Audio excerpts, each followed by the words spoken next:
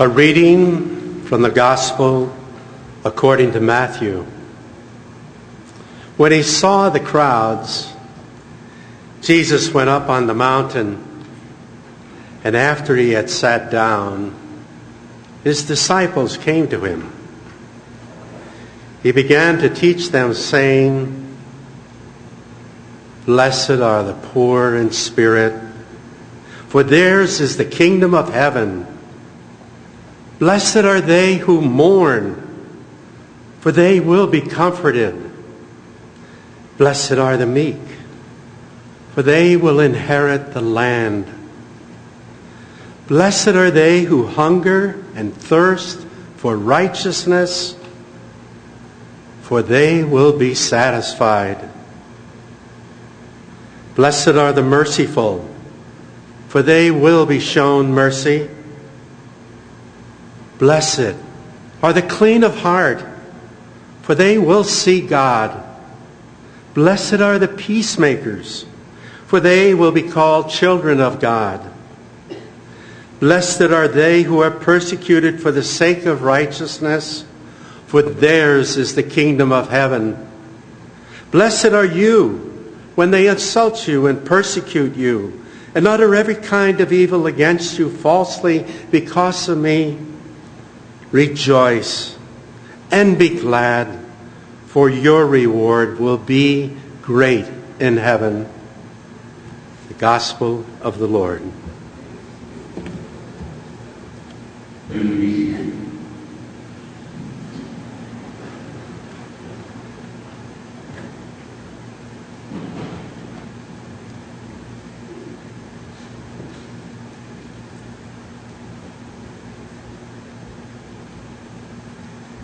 Good afternoon. My name is PJ Tiska. I am honored to speak on behalf of the students who traveled on the journey of hope. We are all gathered here today for one reason: to honor and celebrate the lives of 6 amazing people. On January 11th, 12 students and 2 faculty members left this campus on a journey of hope.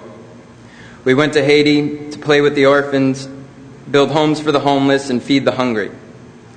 Brittany, Christine, Courtney, Stephanie, Dr. Bruno, and Dr. Hartwick all went on this trip because they wanted to.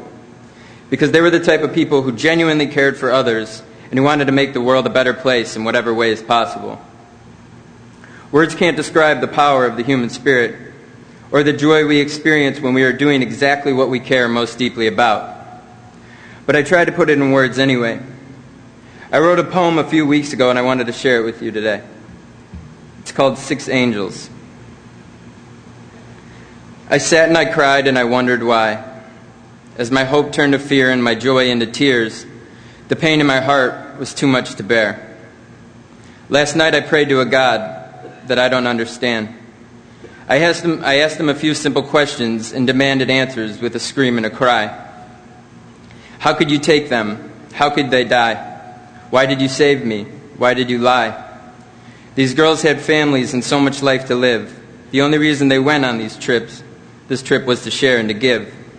I can't live with this guilt and misery each and every day. I just need a sign from you that they are okay. I went to sleep that night for the first time in weeks. I felt this overwhelming feeling of comfort that brought me to my knees. As the tears poured out of me, I closed my eyes because I couldn't see. And that's when I heard their voices say, "Tomorrow your day will start, and it won't be with me." As I fell asleep on my bedroom floor, I thought to myself, I can't do this anymore. When I opened my eyes, what I saw was something I have never seen. It was 6 beautiful angels smiling back at me. What came next I will never forget. My 6 lovely angels said, "PJ, follow your heart and get out of your head." As I scratched my eyes in disbelief, what was to follow was more than relief. My 6 angels went on to say this: "We wish you wouldn't cry the way that you have been the past few days. Stop thinking about the things we didn't get to say. Stop trying to understand why it happened this way. We know how much you love us because we love you all the same. But PJ, don't waste your tears on us anymore. We are not in pain. Please try to understand in the morning when you rise that you will not see us again unless you close your eyes. We know your hearts are heavy, and it's okay to be sad, but we need you to believe that we are in a better place, away from all man. On that Tuesday afternoon when the earthquake hit, we did not suffer, not even a little bit. An angel from heaven came to us that afternoon. He called out our names, but we screamed, "No, it's too soon." He offered out his hand and promised us eternal life. And as our lives flashed before our eyes, we could not understand how this is what God had already planned. Our human hearts broke as we knew we would never see our families again. And at first we were scared to leave you 8 behind, but God had a plan for us and assured us you'd be fine. Our first task as angels was simple enough.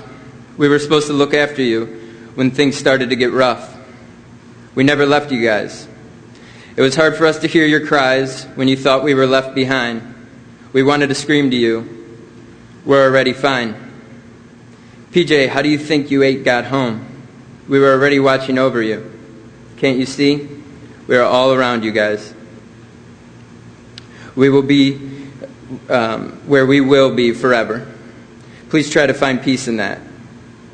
While you all felt helpless and didn't know where to turn, we already had a plan for your safe return. Our families will get through this, and so will all of you. Please carry on this message to all of Lynn, too. Don't you ever stop and wonder why you close your eyes when you sleep, or when you're scared or nervous, or try real hard to think, or when you lean in and you start to kiss? It's because the most beautiful things in your world you cannot see. It's bliss. To feel what you want to feel, you have to imagine it. So when you close your eyes and you cannot see, let the others know that is where we are waiting. That is where we'll be. In the images in the presentation you're about to watch, you will see what myself and others have experienced. 6 people living their lives to the fullest, with meaning and purpose. And you will know that they did not lose their lives. They gave them, doing what they loved and believed in. In giving hope to others, they make hope possible for all of us. May they forever be in our hearts and always in our minds. Thank you.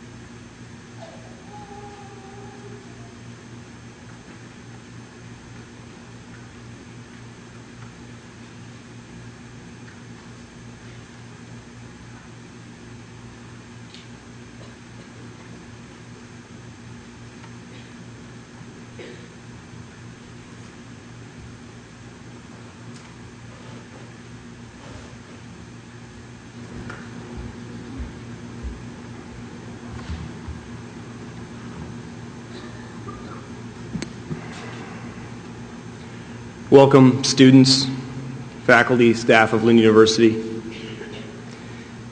neighbors, friends, and supporters of our institutions, and especially the family members of those we remember and celebrate today. It was exactly 2 months ago that this catastrophic event occurred. It was the worst of its kind ever to hit the nation of Haiti, and its widespread effects altered the lives of not just a country, but countries around the globe. It tore apart families in Haiti and families right here at home, and it struck deeply at the heart of our institution. 12 Lynn University students and 2 faculty members traveled to Haiti on a journey of hope with the organization Food for the Poor to make a difference. And they did. They only arrived the day before the deadly earthquake struck, but that was long enough to lend a hand at the Little Children of Jesus handicap home and spread some joy at the Maison des Amours girls' orphanage and school. They were there to give the people of Haiti hope, but we quickly found ourselves in need of it as well. Beginning at 4:53 p.m. on January 12th, we hoped for cell phone signals, we hoped for safety, and we hoped for survival. And we were blessed with the safe return of 8 students: Michael DiMatteo, Lindsay Duran, Melissa Elliott, Nikki Fantozzi, Daniela Montaliegre, Julie Prudhomme, Tommy Schlamer, and Paul Tiska. But we are now without our 6. Dr. Patrick Hartwick, Dr. Richard Bruno, Stephanie Crispinelli, Brittany Gengel, Christine Genicasi, and Courtney Hayes. And now we find ourselves hoping for comfort, hoping for strength, and hoping for peace. What occurred in Haiti was unfathomable, an injustice for those seeking justice in the world. And many of us, including myself, are still struggling to comprehend an outcome that will always remain incomprehensible. A friend of mine recently shared a quote by St. Thomas Aquinas with me that read, "To one who has faith, no explanation is necessary. To one without faith, no explanation is possible."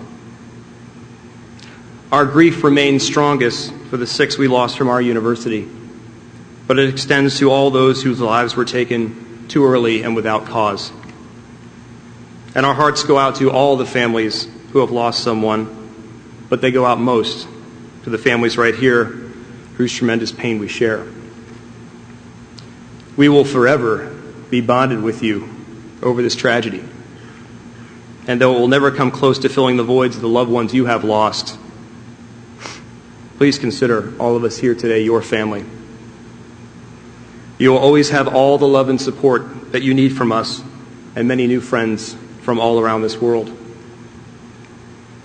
The journey of hope began with 14, but it literally ended with thousands. In the aftermath of this great tragedy, we received phone calls, letters, and offers of support from all corners of the globe. So we were both blessed and humbled to have so many people keeping us in their thoughts and prayers.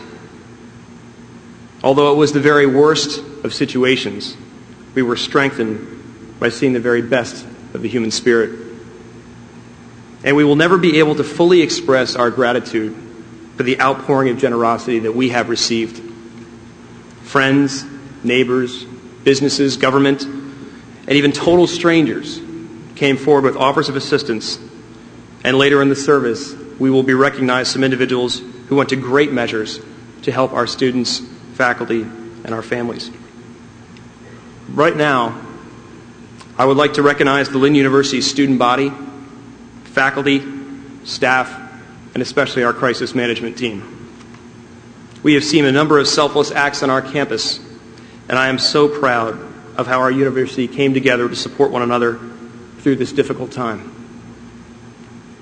We've seen 15-plus hour workdays, candlelight vigils, prayer gatherings, and tremendous emotional and financial support for our colleagues and our peers. A number of Lynn University students and staff members have ties to the nation of Haiti, and sadly, many of them have also lost family members and friends In fact, the last number I saw is that they've lost over 110 family members. In a display of unity, the campus and the community came together to support the Lynn University Haiti Crisis Fund, which was launched immediately, and it assists those who have lost loved ones with their immediate needs. We will continue to keep those members of the Lynn family in our thoughts and prayers, along with the families of Dr. Hartwick, Dr. Bruno, Stephanie, Brittany, Christine, and Courtney, who we remember here today. Today we are here to celebrate the lives of those 6 who are no longer with us, and to recognize all those who supported our efforts throughout this ordeal. But today is not an end. Today is a time to seek comfort and a degree of closure if we can. But it is impossible to condense the celebration of 6 extraordinary lives into a single service, which is why we plan in the future to find a permanent place on our campus to remember the lost members of the Journey of Hope. It will be a place where we can gather together to remember the legacies of Dr. Hartwick, Dr. Bruno, Stephanie, Brittany, Christine, and Courtney. A place where future members of the Lynn family and the families of the 6 can go to hear the story of how these brave souls lost their lives as they were working to improve the lives of others. They spent their last hours on earth serving one of the poorest nations in the world. And now,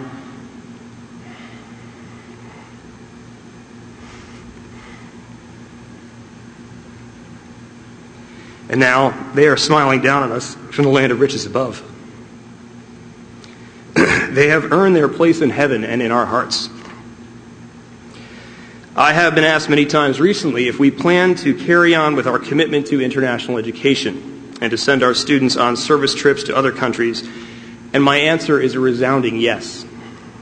Dr. Hartwick, Dr. Bruno, Stephanie, Brittany, Christine, and Courtney died while doing something they were very passionate about, something that they believed in. And if we end these trips with their departure, then we are doing them a great disservice. Emily Dickinson wrote, "If I can stop one heart from breaking, I shall not live in vain. If I can ease one life the aching, or cool one pain, or help one fainting robin unto his nest again, I shall not live in vain." The 6 members of our Lynn University family did not live nor die in vain. Their dedication to service has changed their lives and has changed all of our lives. And although they are not physically here, they will forever be alive in our culture, our history, and our heritage. They will be present in every good deed done around this world. Their spirits will be felt in the swings of the hammer, building the homes, shelters for the homeless, seen on the faces of the hungry being fed a warm meal, and heard in the laughter of the lonely when playing games with new friends. And in the language of the land where they took their last breaths, Yap toujours avec nous, they will always be with us.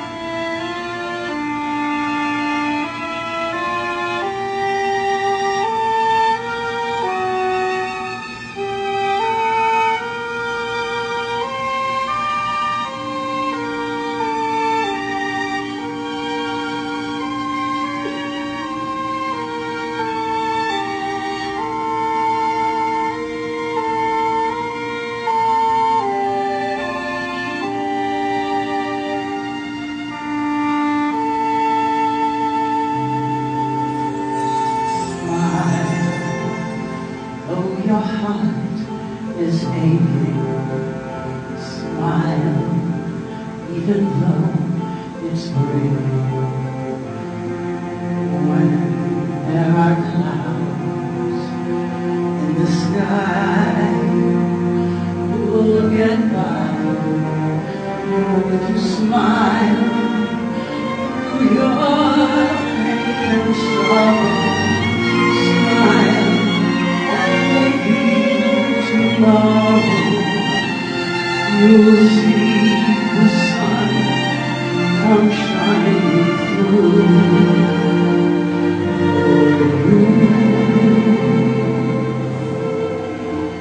Light up your face with gladness, hide every trace of sadness.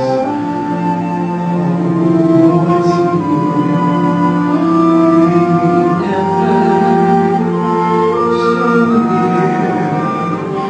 That's the time you must keep on trying. Smile, what's the use of crying? You'll see that life is still worthwhile.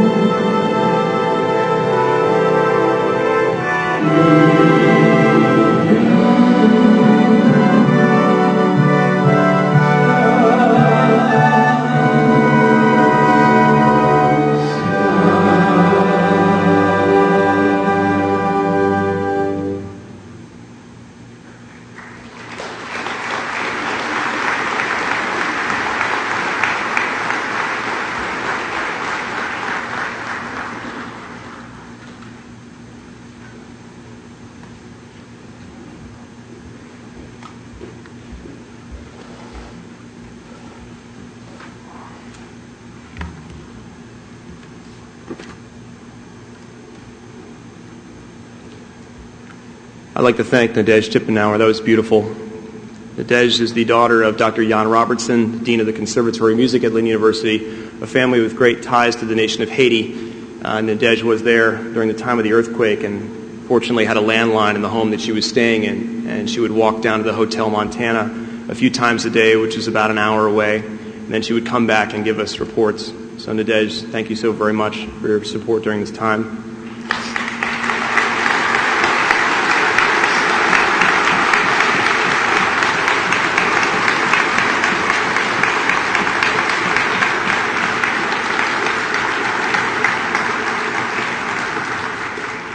The outpouring of support and offers of assistance that Lynn University received following the earthquake has been nothing short of remarkable. We have had many of our old friends step forward, and we've had many new friends step forward as well. We received everything from offers of hotel rooms to vehicles to donations to our relief fund raised by neighborhood kids selling lemonade. I even had one little girl at my daughter's school give me the money that the Tooth Fairy gave her.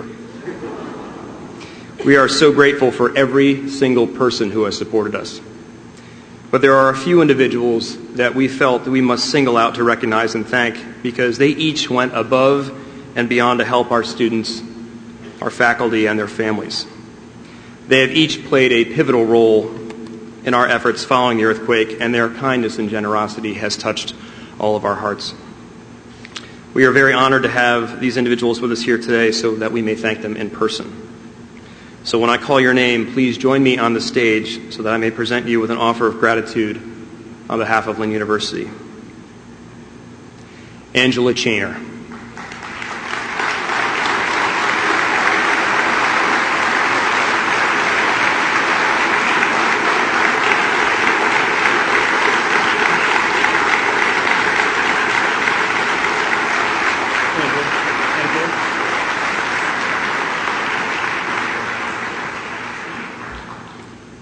Angela Chainer assisted our 8 students in Haiti immediately after the earthquake, and that she helped them get to the American Embassy despite having an injury to her foot and a broken pelvis. We are so grateful for you to keeping our students safe, and as the students shared with me, they called you Angel and Mom, and that you were named very, very appropriately, and we cannot thank you enough. Thank you, sir.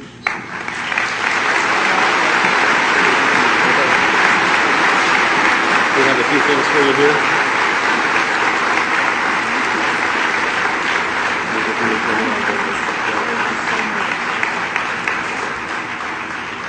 Just step over here. That's beautiful. Thank you, sir. Thank you.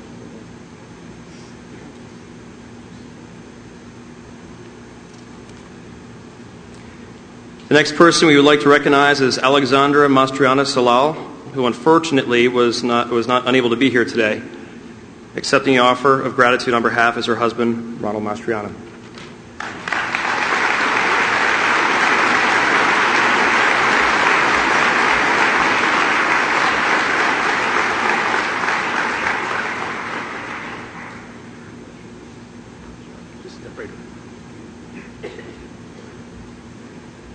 Ms. Mastriana Salal and her husband arranged for and donated safe transport home for our 8 students. And we are grateful for their role in helping us get those students home so quickly and so safely. Thank you.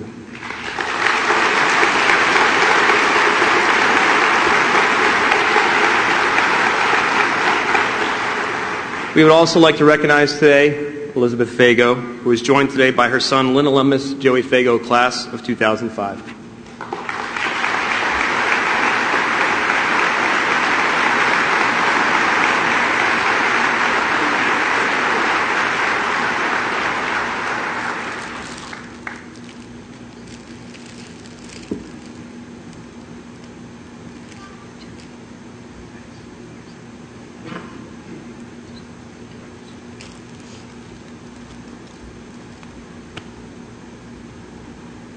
Ms. Fago arranged for and donated safe transport for some of the family members to the Dominican Republic after the earthquake so they could go to the Hotel Montana.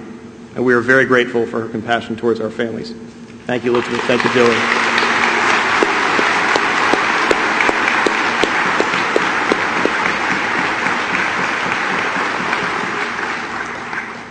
And finally, we have a very special guest here today. We would like to recognize U.S. Army Colonel Norberto Cintron.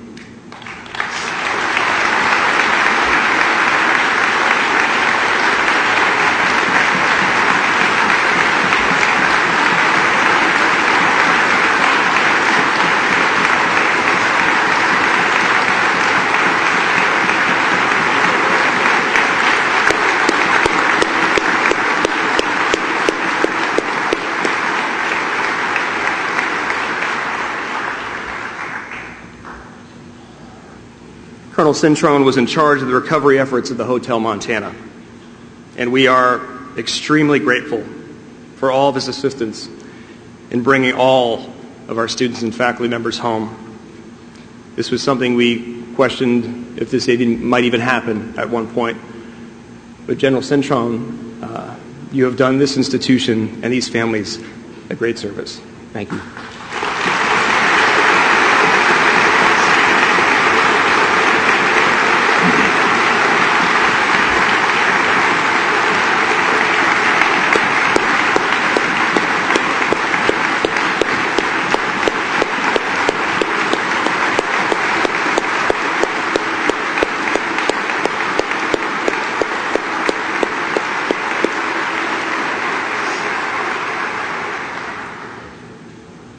Dr. Hartwig, Dr. Bruno, Stephanie, Brittany, Christine, and Courtney work to make a difference in the world, and they continue to inspire others to do the same. The people of Haiti held a very special place in their hearts. So in their remembrance, I learned just yesterday that Food for the Poor has announced plans to construct the Lynn Memorial Village in Haiti.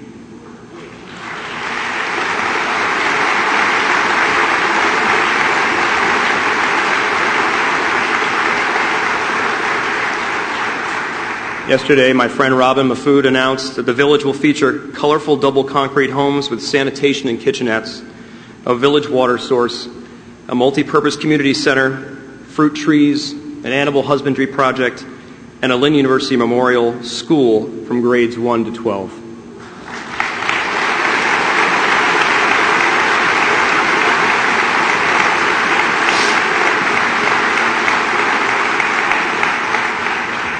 I'd like to thank our friends from Food for the Poor so very much. This village will carry on the mission of the Journey of Hope as it improves the lives of those in need.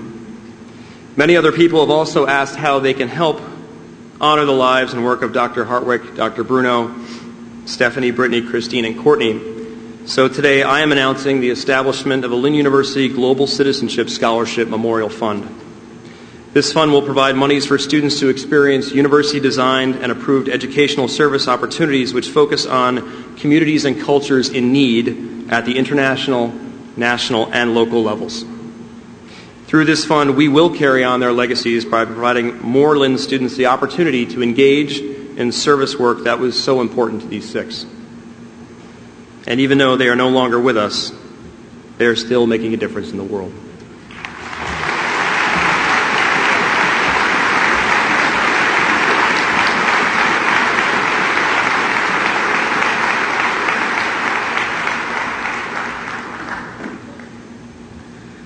A reading from the Gospel of Matthew. When the Son of Man comes in his glory, and all the angels with him, he will sit on his glorious throne, and all the nations will be assembled before him. And he will separate them one from another, as a shepherd separates the sheep from the goats. He will place the sheep on his right, but the goats on the left. Then the king will say to those on his right, "Come, you who are blessed by my Father. Inherit the kingdom prepared for you from the foundation of the world. For I was hungry, and you gave me food. For I was thirsty, and you gave me drink. A stranger, and you welcomed me. Naked, and you clothed me. Ill, and you cared for me. In prison, and you visited me."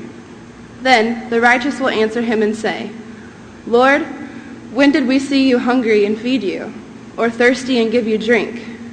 When did we see you a stranger and welcome you, or naked and clothe you? When did we see you ill or in prison and visit you?" And the king will say to them in reply, "Amen, I say to you, whatever you did for one of these least brothers of mine, you did for me."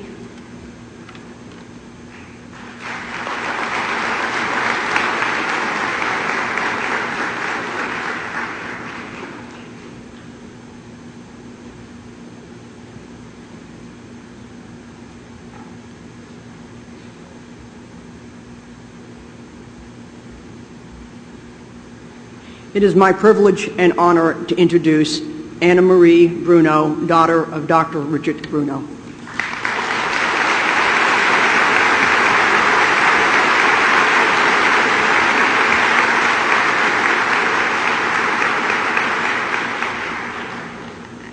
I didn't really have a speech prepared. I didn't really know I was going to speak today. But this is what I've read this morning and at a memorial service we had in California 2 weeks ago.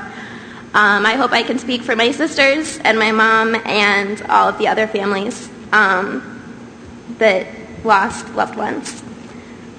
Since the earthquake on January 12th, I've come to realize many things and changed my perspective on a lot of things.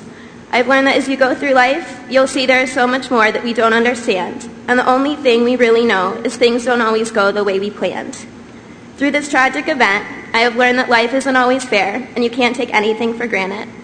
I've learned that life takes tears, life takes pain, life takes moments where you dance in the rain. Life takes hope, and life takes laughter, and life takes that special person that you'll always remember. Life takes joy, and life takes change, but life can't take the memories that will always remain. My sister's mom, friends, and family have numerous memories of my dad, whether they are stories my dad used to tell about his childhood or him poking fun at me or at one of my friends, and I'm sure his students and everyone on the trip had memories with him as well. These are memories that we will always cherish, and whether he was at the embassy overseas or on mission trips, the one thing that everyone knew about my dad was that he loved to help others. Albert Pike once said, "What we have done for ourselves alone dies with us. What we have done for others in the world remains and is immortal." The help that my dad brought to others will live on with them forever, as will the love that we have for him.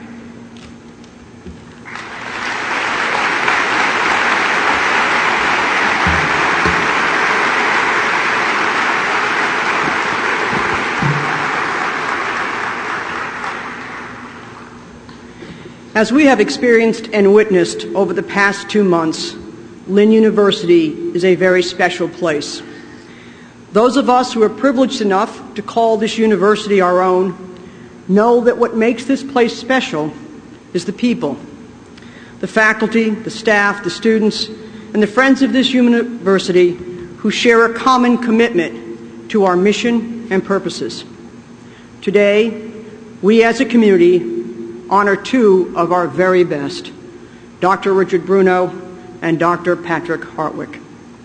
For Dr. Bruno's children, Lauren, Kelly, and Anna Marie, and all of his family and friends with us today, to Dr. Hartwick's children, Jonathan and Allie, and to his family and friends, we are honored to share with you our respect, admiration, and love for Patrick and Richard. I, like so many others here today, still can't believe they are no longer with us. I walk across campus, and I still expect to hear Patrick Hartwick's voice saying, "Hey, boss lady, how you doing? Have you got a second?"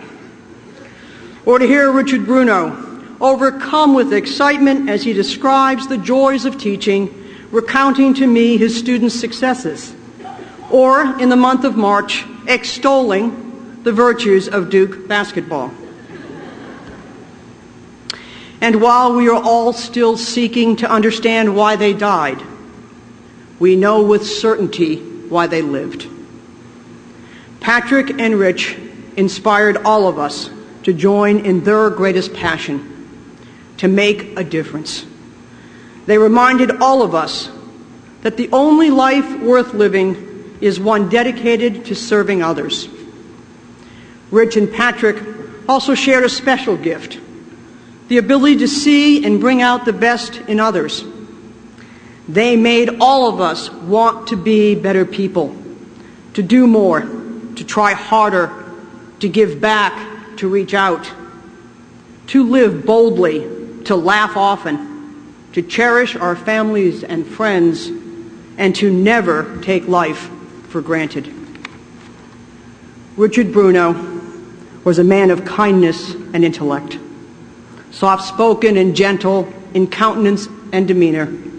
Rich lived a life of adventure and purpose. His willingness to serve his country, to practice medicine in places where it was most needed, and his desire to deepen his appreciation for the richness of the human experience led him to his first career as a medical officer for the U.S. State Department. Richard Bruno was truly a selfless citizen of the world. A healer and humanitarian, Richard traveled to Nigeria, Germany, South Africa, and Haiti, all across this globe to serve others. As a doctor, Rich was a healer, not only of the body, but also of the heart and spirit. There is an old adage that says, "Nothing is as strong as true gentleness, and nothing is as gentle as true strength." In so many ways, these words capture the dignity and gracefulness that characterized Rich Bruno. He was truly a gentleman, a man of kindness, compassion, and generosity to others. A man with whom love of family and friends, patience and virtue, honor and principle, thoughtfulness of word and deed were always sacred. At Lynn, Rich began another phase in his journey and became a teacher. And he was a natural. Rich was a true educator who took joy in helping those students who struggled the most. Whatever that student's challenge or fear or weakness, Rich could reach out, and once in his grasp, every student soon learned that nothing was impossible. The journey to hope and working with students in Jamaica and Haiti were truly his happiest times here at Lynn. The doctor, the humanitarian, and the teacher, all woven together in these experiences, and our students learned by example what it means to be a citizen of the world. Rich loved hearing people's stories, and he loved telling them as well. Perhaps some of them were fables. But there was no topic he treasured more than stories about being a father to his truly remarkable daughters. Rich always carried an Olympus camera, and at a moment's notice, you were invited to view his latest slideshow, featuring Lauren, Kelly, or Anna Marie, or everyone together. He loved you unconditionally, and his heart swelled with pride when he spoke of each of you. His children not only rocked his world, they were his world. You are, Lauren, Kelly, and Anna Marie, his greatest love, and now his greatest legacy. It would be hard to imagine the last 2 years at Lynn without Patrick Hartwick. Patrick graced each of our lives with his boundless enthusiasm, love of life, and fierce dedication to education as empowerment. As the students knew him, Dr. H, Buffalo's best, was simply put a force of nature. It was impossible to walk across this campus and not hear Pat Hartwick talking with a colleague or a student, his gaze intense, his conversation animated, and his passion and laughter ever present. He was always in motion. He wanted to do it all, try everything. And everything he did with intensity, purpose, and tenacity. And with a twinkle of his Irish eyes, you would find yourself inevitably captivated by his love of life, his endless spirit, and his endless, irrepressible energy. Patrick loved to have a good time. He would tell you, though, that the best times of his life were those spent with his family and friends. He loved his children, Allie and Jonathan, not simply because they were his daughter and son, but most importantly, because they were his two favorite people in the world. He often told me that whenever he doubted his life or his work, he simply needed to look at Jonathan or Allie, to have seen them grow into strong and loving individuals of character, integrity, independence, and compassion. He knew that his time here had mattered. Patrick loved being a teacher. His passion for learning was extraordinary. He cared for every student, and in his care, students were challenged to be their best, to push themselves, to strive and to seek knowledge, and most importantly to Patrick, to acquire the habits of heart and mind that would empower them to lead meaningful and productive lives. Patrick dedicated his teaching and scholarly career to working with exceptional children and children with disability. Whenever Patrick was in the presence of children, you knew something special was happening. The most vulnerable were always drawn to Patrick, and he to them.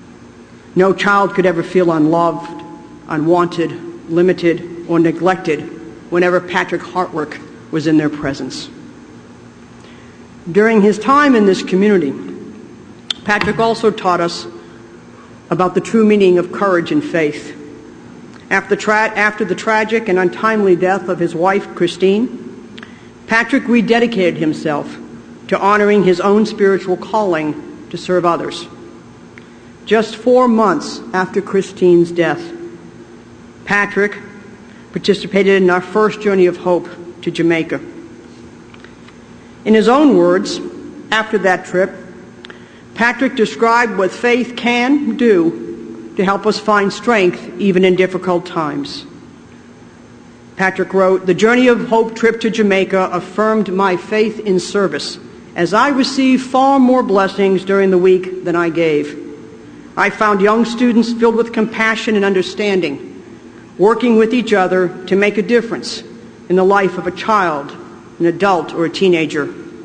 I watched young men and women cry, and I heard laughter and joy that filled my heart and demonstrated what a warm touch can do for a person longing to be cared about and loved."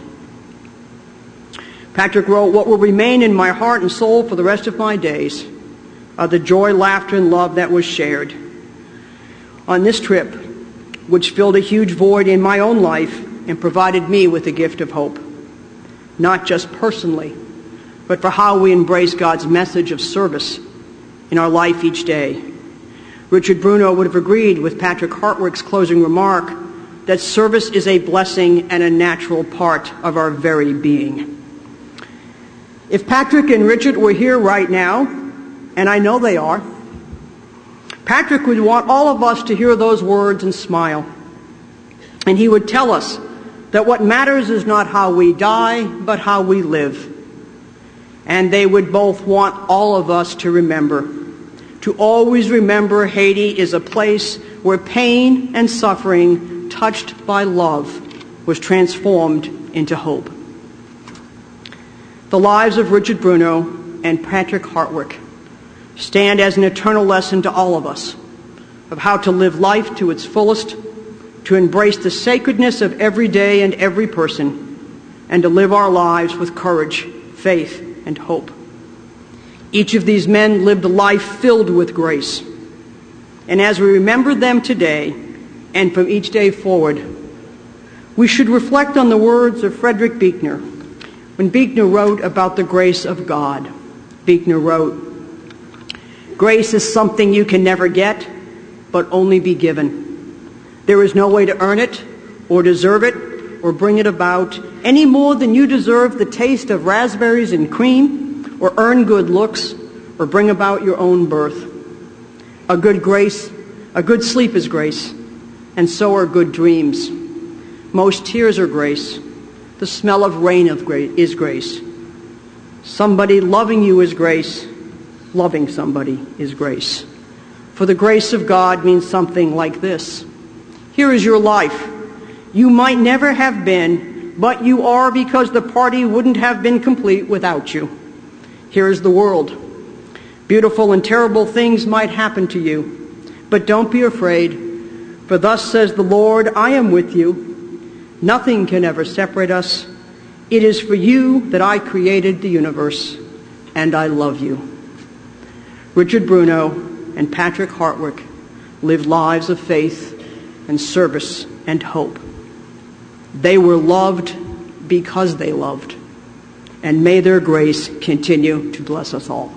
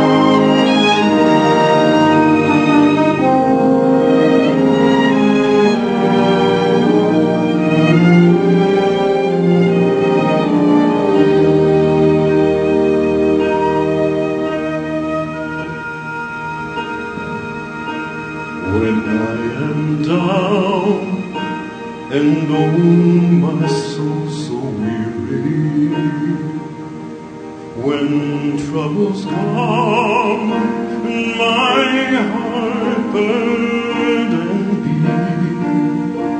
be, then I am still and wait here in the silence until you come and sit a while with me. You raise me up so I can stand on mountains. You raise me up to walk on stormy seas. I am strong when I am on your shoulders. You raise me up to more than I can be.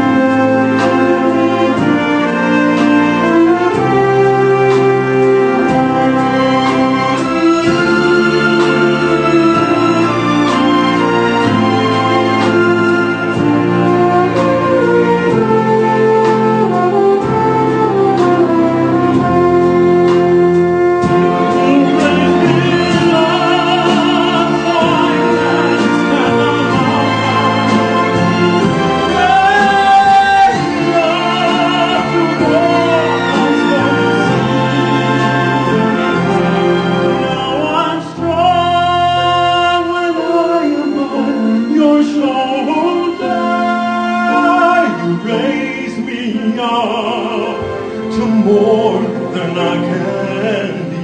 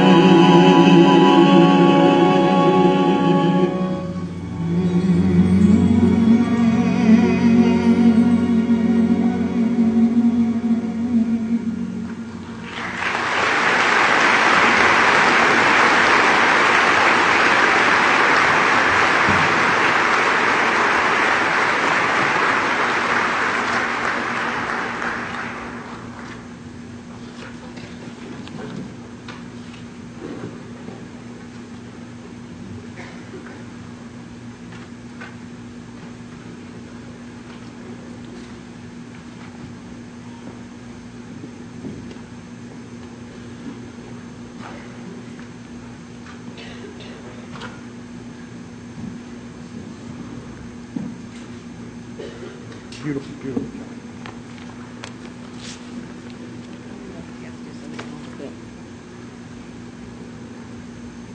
We'll go on this side. Then we'll change it.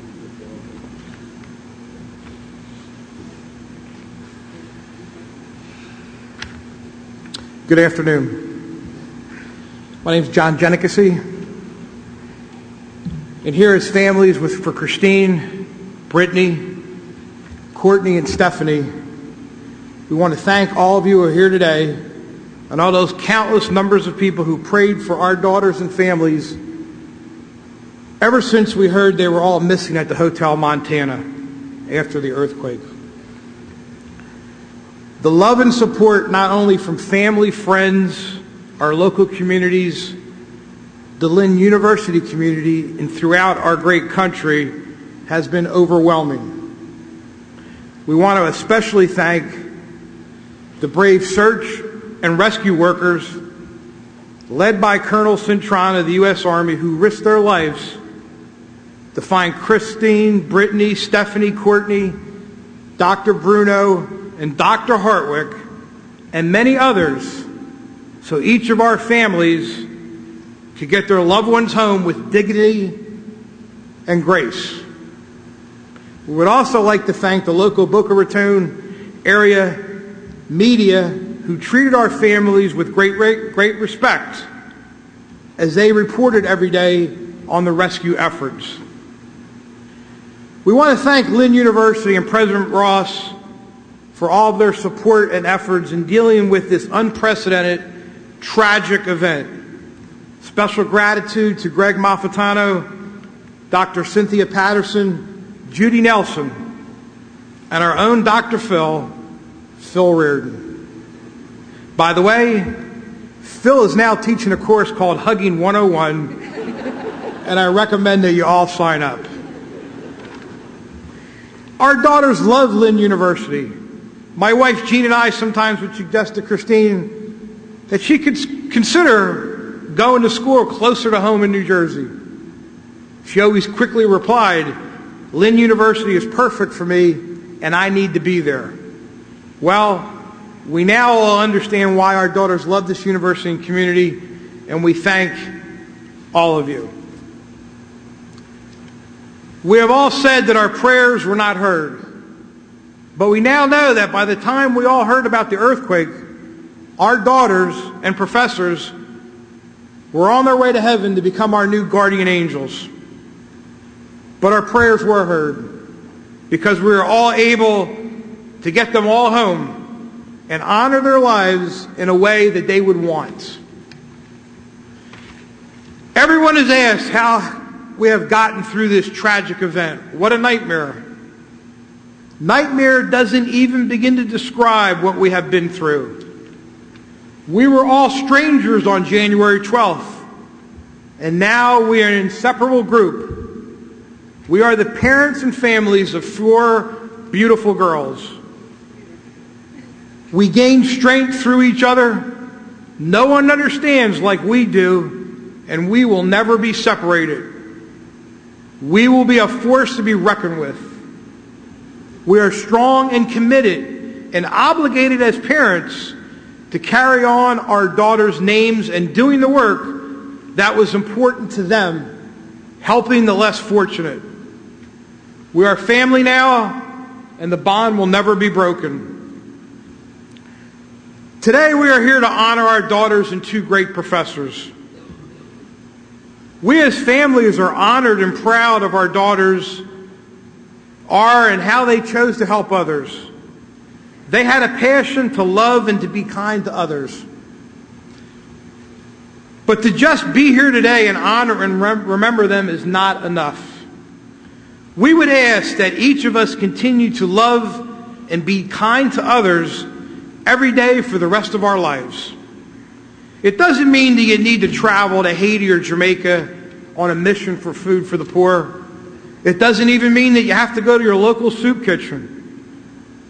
But what it does mean, if you can put a smile on someone's face each day, due to the smallest act of kindness, we will be continuing the journey of hope that our daughters began. We don't think that that's too much to ask. Lynn?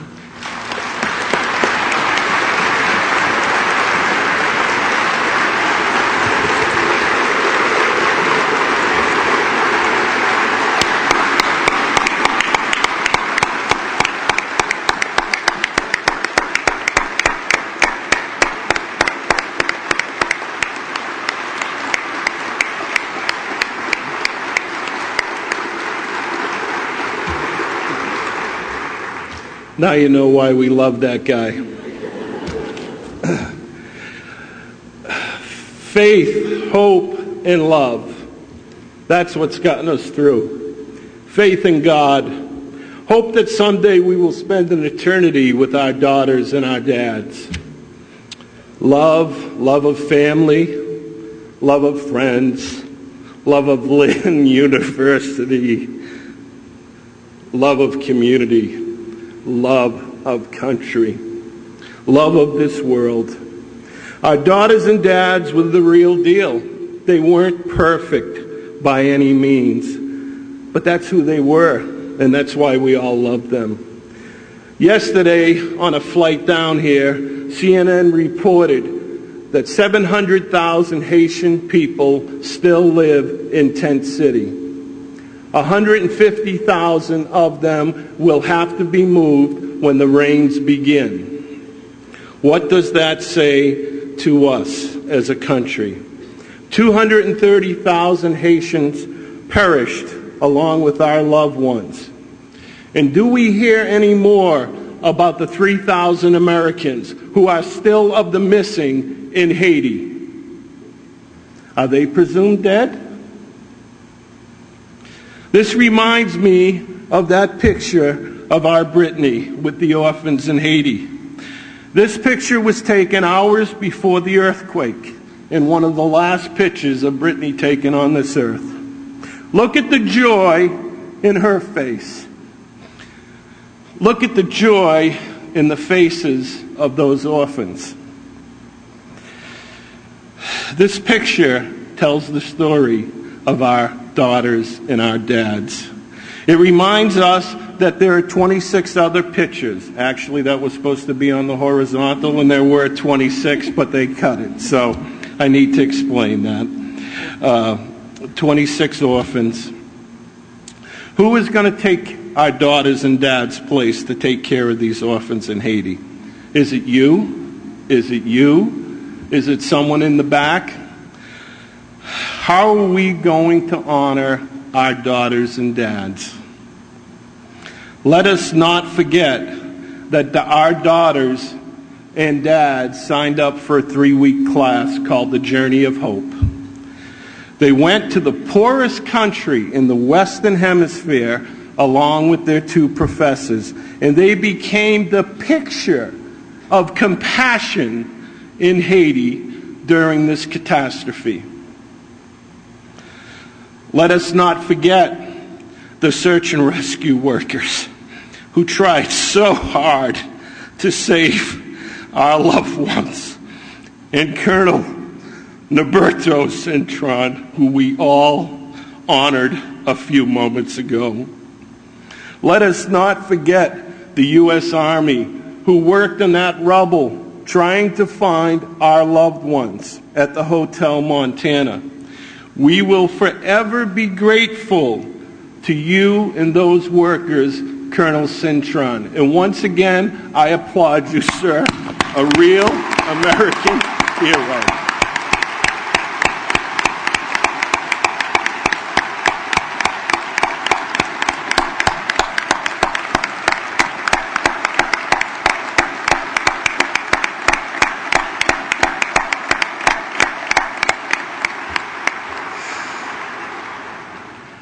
Let us not forget that our daughters and dads made the ultimate sacrifice. They took the road less traveled. As parents, we ask all of you to remember our daughters at your graduation, because they will be there watching you and praying for your success in life. Please remember our daughters at your wedding, because they will be there in spirit and not in your wedding party. Please remember our daughters when you go on in life and have your first child, because that is the greatest miracle, as every one of these parents up here will tell you. That miracle of life. Please remember our daughters. Please remember our daughters and dads when you're at a time of need, when you've lost a loved one. And please remember our daughters and dads when you've lived a full life and you're ready to go home to heaven. They will be there with open arms awaiting for you. I would like to ask all of you right now, without hesitation, in solidarity, to stand up if you are going to remember our daughters and dads.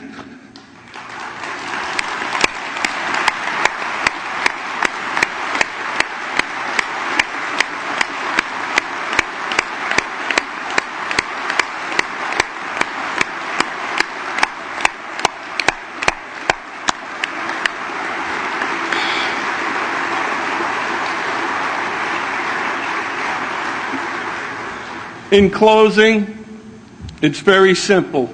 We ask you to be like Brett, be like Christine, be like Stephanie, be like Courtney, be like Dr. Patrick Hartwig, be like Dr. Richard Bruno. Live your life with faith, hope, and love. God bless you all, and God bless our daughters and our dads.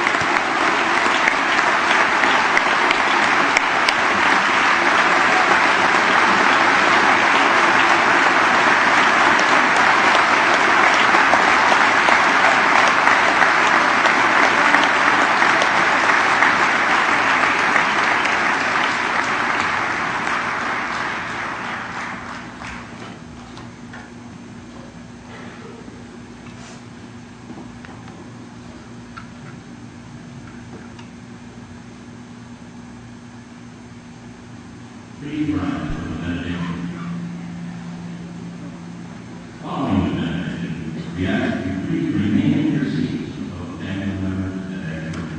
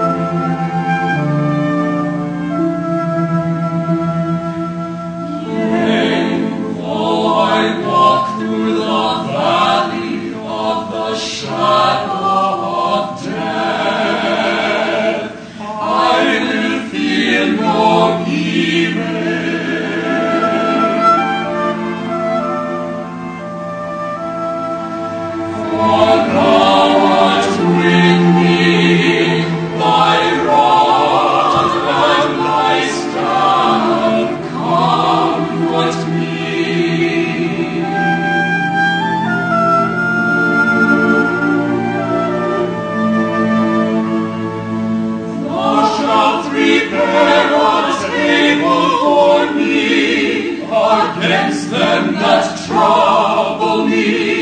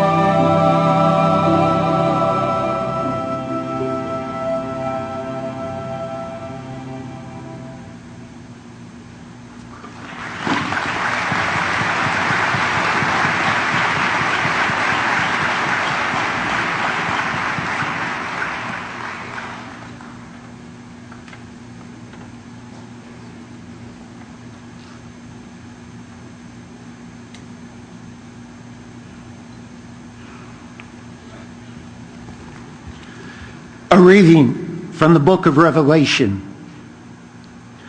I saw a new heaven and a new earth. The former heaven and the former earth had passed away, and the sea was no more. I also saw the holy city, a new Jerusalem, coming down out of heaven from God, prepared as a bride adorned for her husband. I heard a loud voice from the throne saying, "Behold, God's dwelling is with the human race.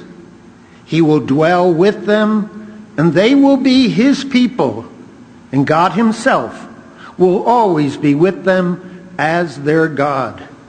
He will wipe away every tear from their eyes, and there shall be no more death or mourning, wailing or pain, for the older order has passed away."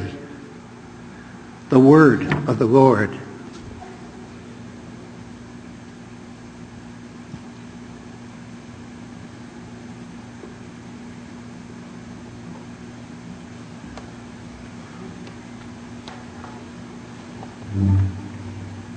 Please rise for the benediction.